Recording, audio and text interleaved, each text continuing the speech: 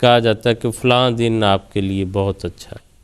کہ آپ کے لیے یہ خوش قسمتی کا دن ہے، اور فلاں دن جو ہے وہ بہتر نہیں ہے، اس دن کوئی اہم کام نہ کریں، اس سے بچ کریں۔ نجومی جو ہے وہ لوگوں کو بتاتے ہیں، اس کی کیا حقیقت ہے؟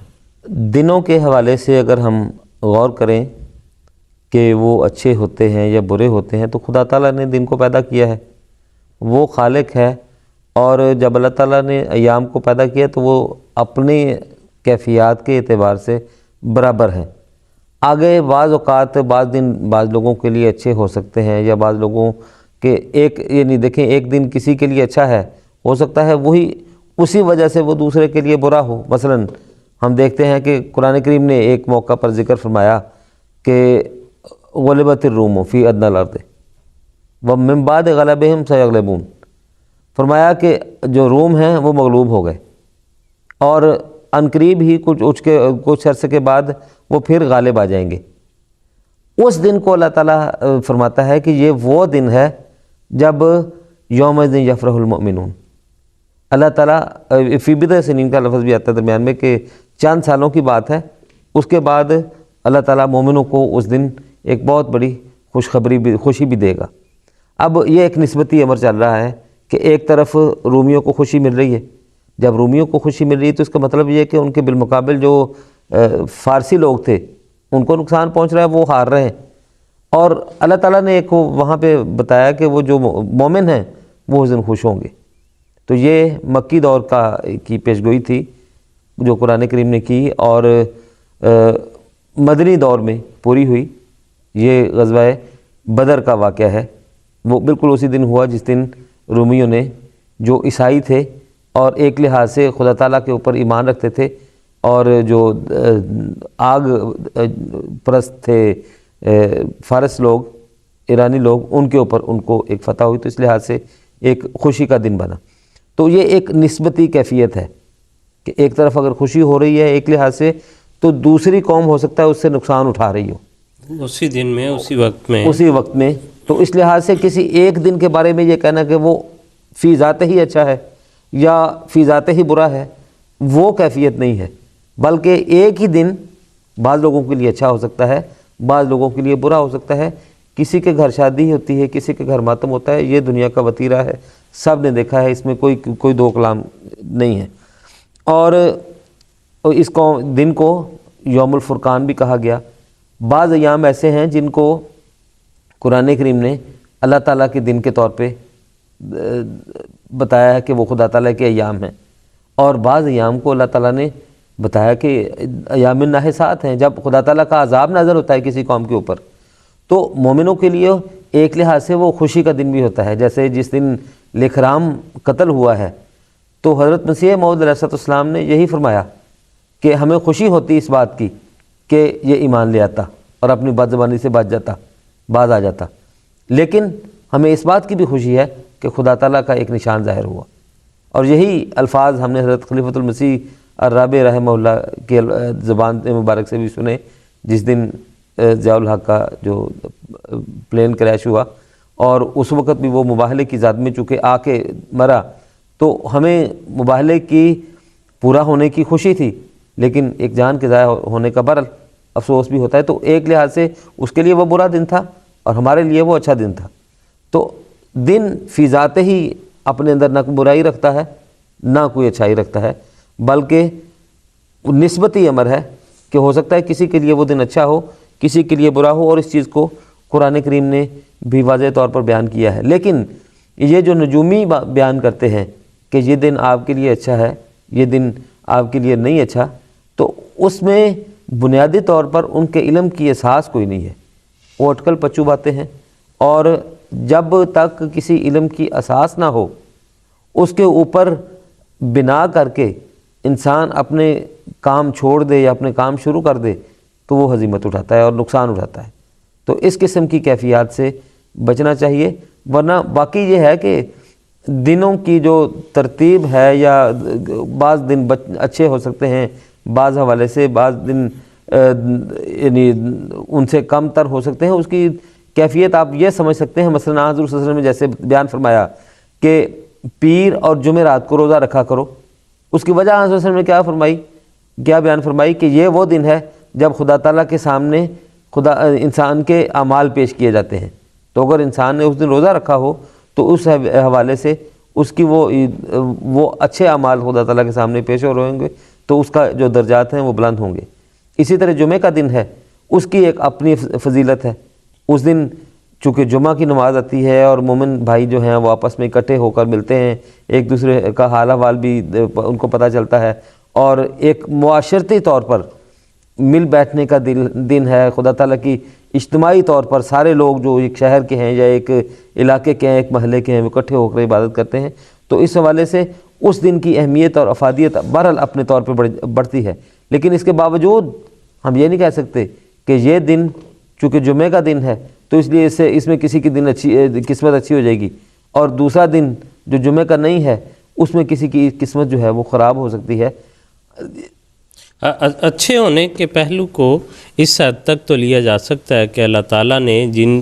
ایام میں کوئی ایسی خاص اپنی عبادات رکھی ہیں، انسان کو توجہ دلائی ہے، اس کے نتیجے میں انسان اس پر عمل کر کے وہ برکات حاصل کرے اور اس کو فائدہ پہنچے۔ لیکن یہ کہ اس دن میں وہ کوئی کام تو ایسا نہ کرے جو ہے، بلکہ توہم پرست جو امور ہیں ان کی طرف راغب رہے اور اس کے نتیجے میں یہ سمجھے کہ نتائج سارے اچھے پیدا ہوں گے۔ میرا خیال ہے ایسا نہیں ہو سکتا۔ بالکل۔ اور انسان اس سے انسان میں ہمت اور جرأت نہیں پیدا ہوتی بلکہ بزدلی پیدا ہوتی ہے۔ اور اگر ہم دیکھیں کہ دین کا جو اصل مقصد ہے وہ انسان کو بزدلی سے دور کرنا ہوتا ہے۔ ایک بزدلی ہی ہے جو انسان کو ہر چیز کے آگے سر جھکانے پر مجبور کرتی ہے۔ اگر خدا تعالیٰ کے ساتھ اس کا تعلق اور رشتہ مضبوط ہو، استوار ہو، تو اس میں وہ قوت آتی ہے جو دنیا کی کسی چیز میں نہیں ہے، اور یہ صرف اسی وجہ سے ہے کہ اس کا تعلق توحید کے ساتھ جب جڑتا ہے، خدا تعالیٰ کے ساتھ جب جڑتا ہے، تو پھر وہ چھوٹی چیزوں کی پرواہ نہیں کرتا، اور توہم پرستی سے نکل کے وہ بڑے سے بڑا فیصلہ بھی کر کے کام کر جاتا ہے، اور اس سے وہ فوائد ہمیشہ حاصل کرتا ہے۔ اور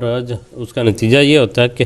وہ ارادہ وہ اپنی جگہ کرتا ہے، جیسے کہ فرمایا اذا عزمت فتوکل علی اللہ، کہ ارادہ اپنا کرو تو پھر اللہ تعالیٰ کی ذات پر بھروسہ ہونا چاہیے، اللہ تعالیٰ کی ذات پر انسان کا توکل ہونا چاہیے۔ اور جو اس طرح کے امور ہیں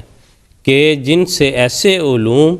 کے اوپر انسان اپنے اعمال کی بنیاد نہیں رکھ سکتا، کیونکہ اس سے جو اسباب اس کے لیے ضرورت ہوتی ہے وہ بھی انسان اتنی شدت اور قوت کے ساتھ اختیار نہیں کر سکتا۔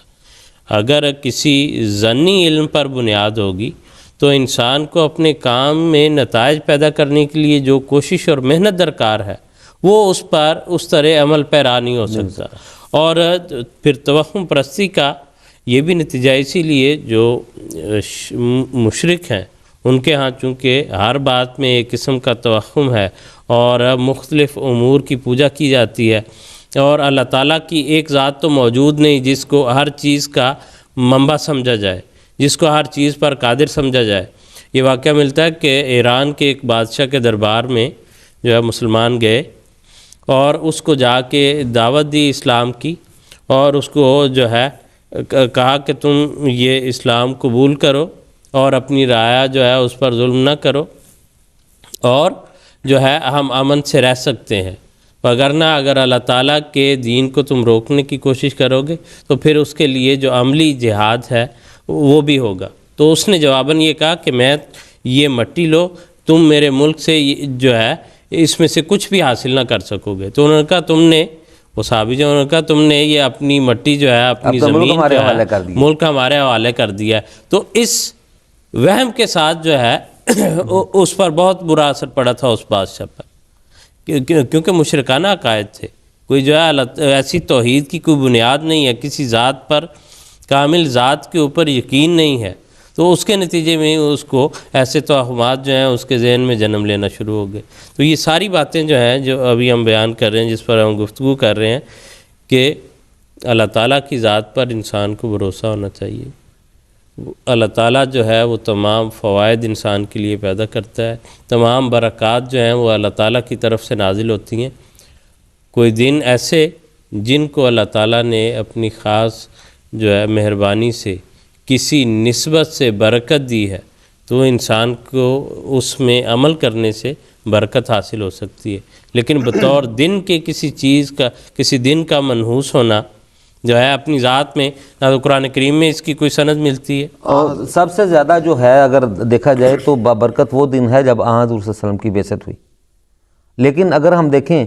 تو کیا صاحب نے اس سے فائدہ اٹھایا؟ ابو جہل بھی انہی دنوں میں بنا اور ابو بکر بھی انہی دنوں میں بنے جی بالکل. رضی اللہ تعالیٰ عنہ. تو یعنی وہ کیفیت ہے کہ اس دن سے آپ نے کیا فائدہ اٹھایا ہے.